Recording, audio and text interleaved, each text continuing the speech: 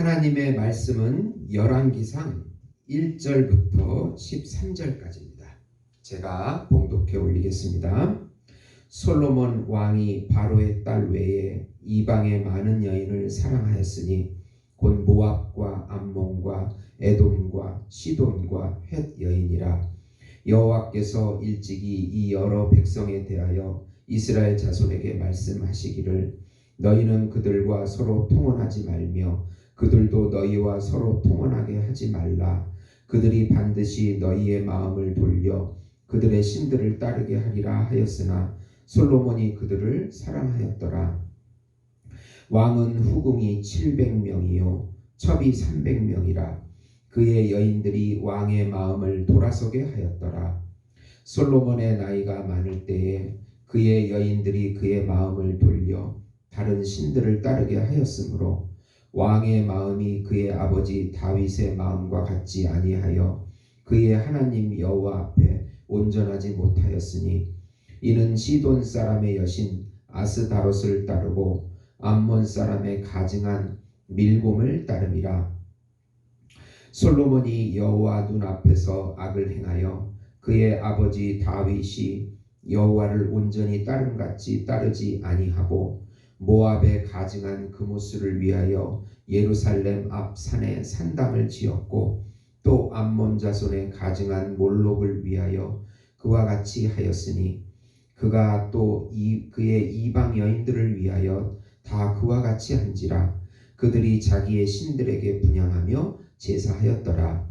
솔로몬이 마음을 돌려 이스라엘의 하나님 여호와를 떠나므로 여호와께서 그에게 진노하시니라.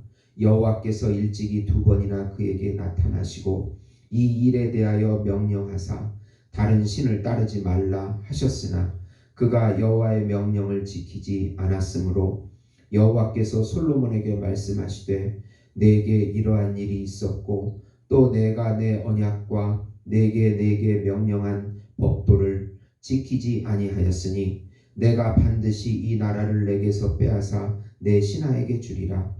그러나 내 아버지 다윗을 위하여 내 세대에는 이 일을 행하지 아니하고 내 아들의 손에서 빼앗으려니와 오직 내가 이 나라를 다 빼앗지 아니하고 내 종 다윗과 내가 택한 예루살렘을 위하여 한 지파를 내 아들에게 주리라 하셨더라. 아멘. 오늘 열왕기상 11장 말씀은 솔로몬이 타락하는 내용인데요. 또 하나님께서 경고하시고 또 솔로몬이 타락하자 대적자들을 일으키시고 그래도 유다 지파라고 하는 그 한 지파를 남겨두시는 솔로몬을 위해서 남겨두시는 은혜의 말씀도 포함되어 있습니다. 사랑하는 성도 여러분, 복음은 기쁜 소식입니다. 우리가 항상 생각할 것은 왜 복음이 기쁜 소식이 될까를 깊이 생각해 볼 필요가 있습니다. 이 복음은 인간의 타락과 죄악을 능히 이기기 때문에 기쁜 소식입니다.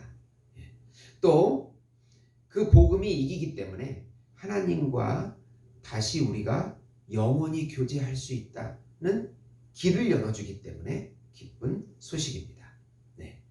또 우리가 연약해서 죄에 넘어지고 또 때로는 그 실망하고 절망할 가운데서도 우리가 믿음을 가지고 있다면 절대로 이 복음의 약속이 취소되지 않기 때문에, 그러니까 복음이 우리의 상황에 좌우되지 않기 때문에 또 기쁜 소식이 됩니다.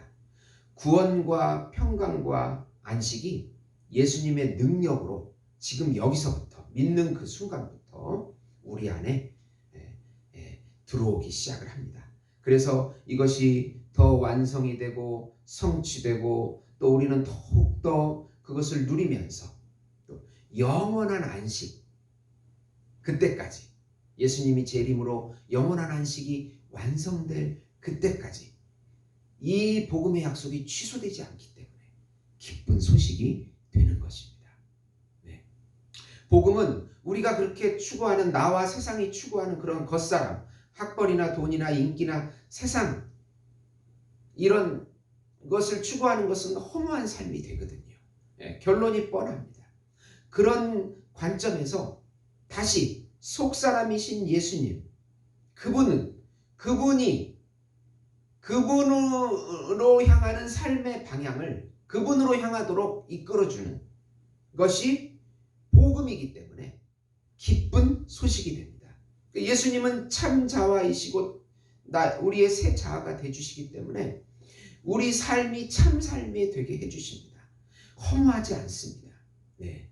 그래서 우리는 예수님과 함께 이 세상을 살아볼 만한 가치가 있습니다.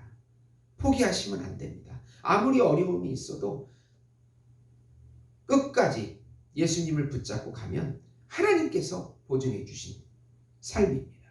네. 하나님을 경외하는 것이 사람의 본분이라고. 그래서 전도서는 결론을 맺고 있습니다.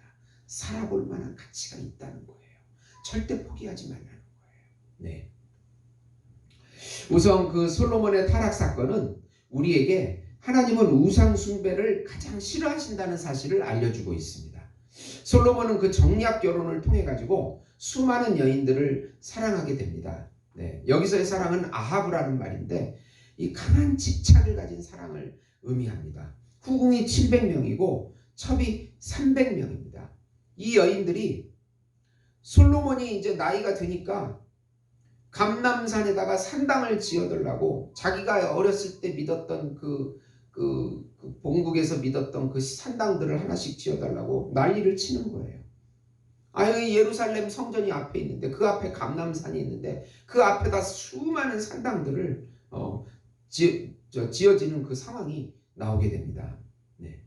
그 시돈의 아스다롯, 암몬의 밀곰, 모압의 그모스 등 산당을 만들어서 분향하게 됩니다. 그 여인들이 솔로몬이 늙으니까 이제 마음을 돌이키는 거예요. 막 쫄라대는 거예요. 그래서 다른 신들을 따르게 한 것입니다. 왕의 마음이 다윗과 같지 아니하여 여호와 앞에 온전하지 못했다고 말합니다. 솔로몬 자신이 하나님을 버린 것은 아니에요. 솔로몬은 하나님을 버릴 수가 없지요. 그러나 혼합주의를 허용한 것입니다. 아버지 다윗과 같이 전심으로 여호와만을 사랑하지 않았다고 평가하고 있어요. 우상 숭배는 다른 것을 예수님보다 더 사랑하는 것입니다. 분명히 예수님도 사랑하고 다른 것도 더 사랑하는 것이에요. 이것이 우상 숭배예요. 네. 전심으로 여호와 하나님을 사랑하는 것이 아니고 분심, 마음이 나뉘어져서 여호와도 사랑하고 이것도 사랑하고 이것이 우상 숭배예요.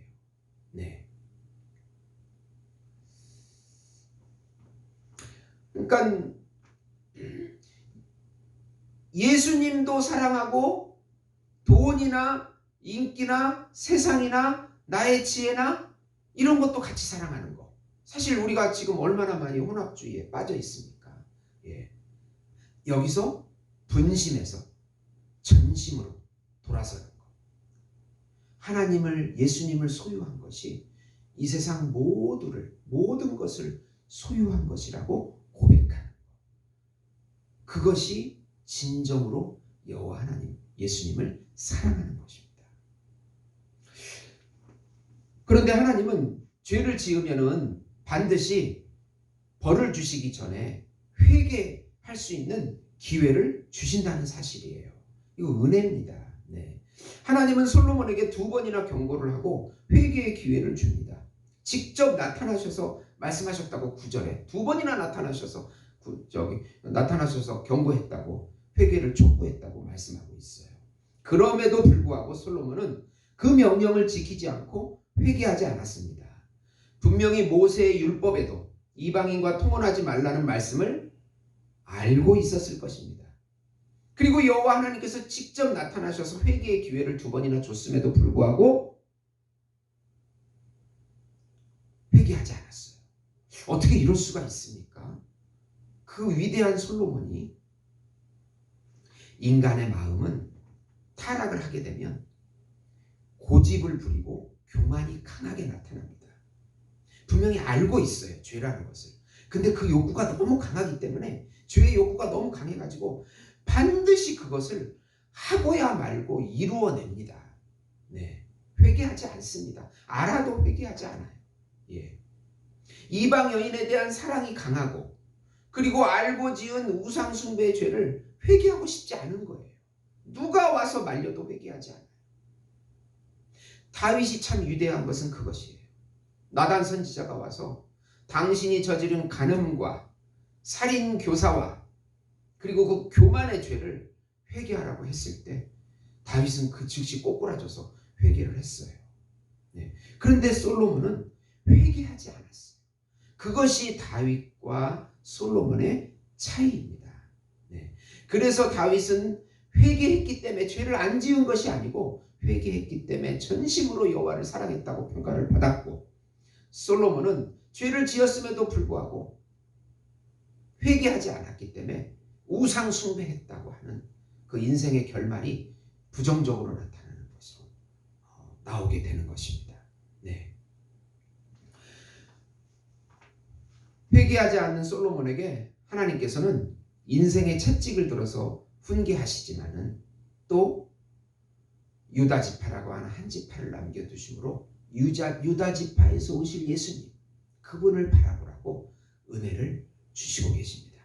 하나님은 솔로몬의 대적을 일으키시는데 밖으로는 에돔 사람 하닥과 에리아다 르손을 일으켜서 솔로몬을 반역하게 합니다. 안으로는 느바세 아들 여로보암으로 하여금 솔로몬을 반역하게 합니다. 그러나 솔로몬 시대에는 나라를 쪼개지 아니하고 아들 때에 갈라지게 하겠다고 말씀합니다. 다윗 언약을 기억하사 다윗의 왕위를 영원히 이어주겠다고 하는 그 언약을 기억하사 한 지파, 유다 지파를 계속 유지시켜 주겠다고 솔로몬에게, 후손에게 주겠다고 그렇게 약속하십니다. 근데 여기에 신비한 비밀이 있습니다. 그 지파 속에, 유다 지파 속에 바로 예수님이 나오시는데, 솔로몬에게 예수님을 보게 할 수 있는, 예수님을 통해서 죄 용서받게 하는 참 메시아, 어떤 한 분이 오셔서 우리의 삶과 모든 것을 성취해 주실 그 메시아, 그분을 바라보게 그렇게 이끄시는 하나님의 은혜를 볼 수가 있습니다. 네. 인간의 죄의 욕망은 강렬해서 우상 숭배를 하게 돼 있습니다. 하나님이 하십니다. 하나님이 이루어 주십니다. 하나님이 우리 마음을 꺾어 주셔야 합니다.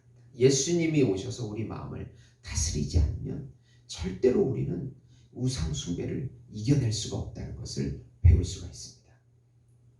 죄를 지어도 회개를 주시고, 회개할 기회를 주시고, 회개한다면 하나님의 은혜를 다시 누리게 해주십니다. 그러니까 회개도 하나님의 선물입니다. 네. 모든 인간은 죄인이기 때문에 결국 예수님, 우리의 참자이시고 세자이신 예수님께만 소망을 두고 살 수밖에 없습니다.